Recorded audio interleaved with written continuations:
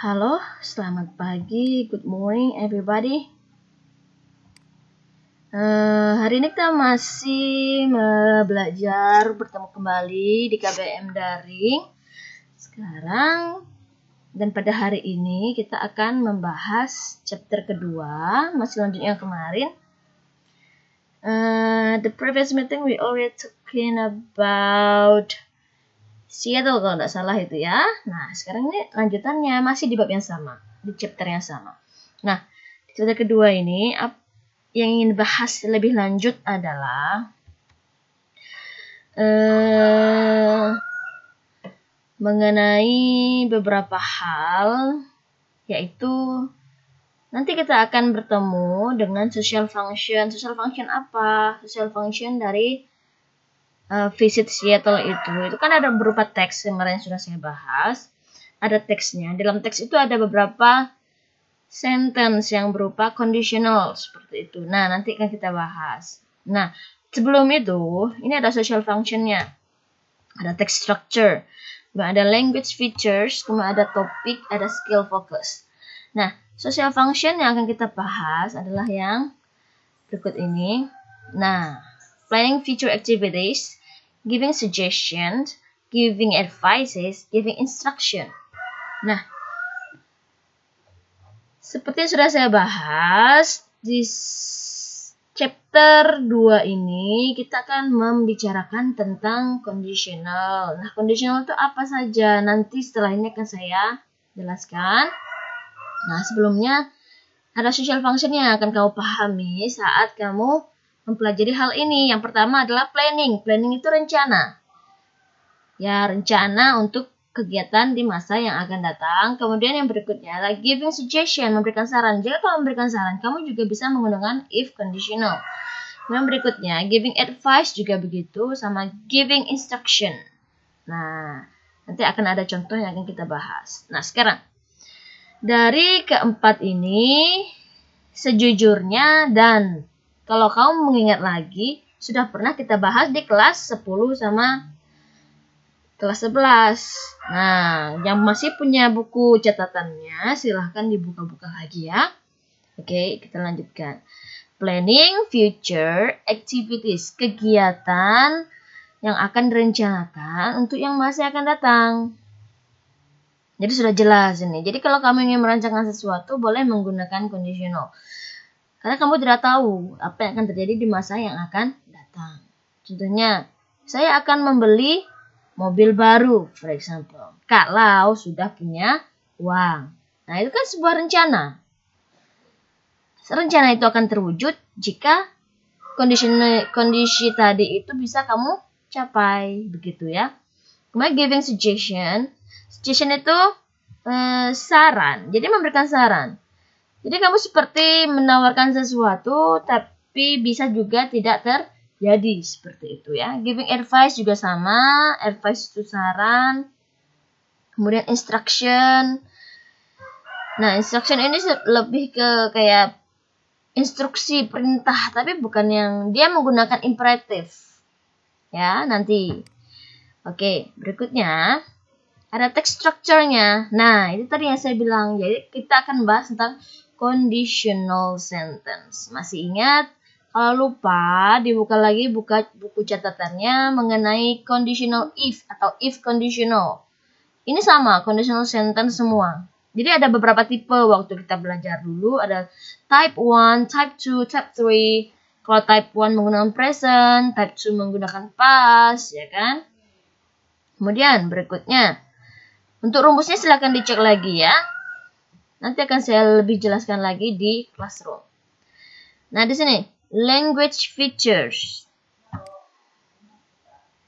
Language feature-nya apa saja? Nah, kita bahas mengenai present tense saja dulu.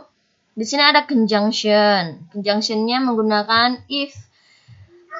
If sama unless ini sama saja maknanya. If ini jika, ini juga sama, ya. Tapi kita akan bahas mengenai ini saja dulu. Karena jika menggunakan yang lain, kamu pasti nanti bingung. Karena ini yang pernah kita bahas adalah menggunakan if, ya. Berikutnya, seperti yang saya bilang tadi, imperatif. Imperatif sentence itu seperti apa? Seperti ini contohnya, ya. Why don't you? Mengapa kamu tidak bla bla bla bla bla? Atau you should bla bla bla bla bla. Nah, kamu seharusnya itu imperatif ya. Imperatif itu kayak seperti perintah, kalimat perintah begitu. Nah, berikutnya modals. Modal sudah pernah dibahas juga. Nih ada need, ada should, have, ada may, segala macam. Nah, itu adalah modals. Dan language pattern berikutnya adalah vocabulary. Vocabulary apa saja yang bisa kamu pahami setelah kamu pelajari hal ini adalah yang pertama nouns dan berikutnya adalah verb. Verb yang berhubungan dengan topik. Verb ini kata kerja. Contohnya imperatif ini juga mengandung kata kerja. Begitu ya guys. Kita lanjut. Berikutnya. Tadi sudah social function, text structure, language features, sama topik sekarang.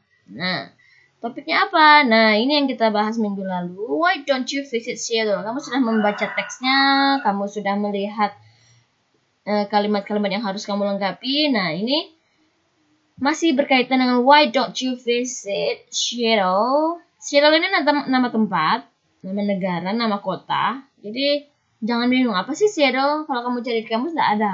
Karena ini nama tempat. Oke? Nah, mengapa kamu tidak mengunjungi Seattle? Nah, why don't you? Ini masuk ke conditional tadi. Conditional yang bersifat imperative tadi itu. Ya, masih ingat ya? Nah, untuk berikutnya.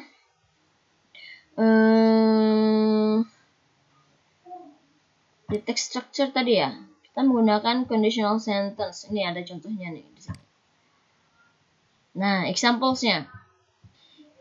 If dulu a certain condition is true, then a particular result happen.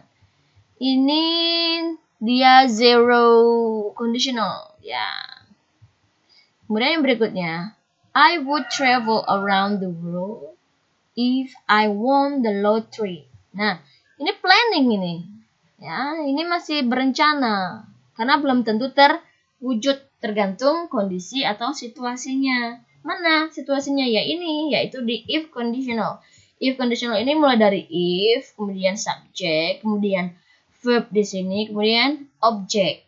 Masih ingat ya? Nah, kemudian di main clause-nya ada subject, ada would. Kenapa pakai would? Karena won harusnya win. Won ini harusnya win. Mengapa jadi won? Karena dia menggunakan verb kedua. Makanya di sini would bukan will, ya. Kemudian travel di sini around the world. Nah, itu adalah around the world keterangan ya. Nah, berikutnya, if I inherited $1 billion, I would travel to the moon. Ya. Ini juga bisa terwujud jika benar-benar memiliki kondisi yang seperti ini. Inherited $1 billion, ya. Berikutnya, ini ada type ketiga dari conditional. If you had told me you needed a ride, I would have left earlier. Nah, jadi kalau kamu sudah membuka buku kamu waktu kelas 11 atau kelas 10, ini ada semua. Ini contoh-contoh seperti ini. Rumusnya juga ada di situ. Mengapa tidak saya jelaskan di sini sekarang? Karena kita tidak fokus ke situ dulu ya. Rumusnya silakan kamu cari di tempat lain. Bisa buku kamu di kelas 10, 11, bisa juga kamu browsing di internet. Ya, supaya tidak membuang banyak waktu. Nah, if you had told me. Udah if, setelah kata if, ada subject. Setelah subject ada had. Had ini dari bentuk lampaunya. Kemudian lampaunya ini, told ini verb kedua dari tell. Nah, jadi kalau udah pakai subject, had, sama verb lampau, berarti di main clause-nya, dia menggunakan would sama have dan verbnya diubah. Verb ketiga, ya. Nah, ini lebih complicated, lebih banyak yang harus kita perhatikan. Kalau yang ini cuma sama would dan perhatikan won. Oke. Silahkan dibuka lagi bukunya sekali lagi, saya ingatkan supaya tidak lupa. Oke. Oke dah. Nah, itu tadi mengenai conditional sentence contohnya. Oke, topik sudah, skill fokus. Skill fokusnya kita sebenarnya adalah kita mempelajari ini biar kamu readingnya bagaimana, writingnya bagaimana, speakingnya bagaimana. Jadi ketiga-tiga ini kamu harus bisa sebenarnya. Ya, ini kalau kita tetap muka. Tapi karena kita tidak tatap muka seperti ini, speakingnya mungkin kurang diperhatikan. Speakingnya kamu hanya speaking sama teman kamu saja. Misalnya kamu berdiskusi dengan teman, nah disitu speakingnya kamu bisa menjelaskan materi ini, atau kamu bisa mengucapkan kata-kata conditional sentence, ya. Itu ya kawan-kawan. Kemudian ini saja yang ingin dibahas pada pertemuan kali ini. Jadi nanti akan saya berikan tugas jika kamu sudah paham betul. Jika ada pertanyaan, tanyakan saja. Dan terima kasih semuanya. See you.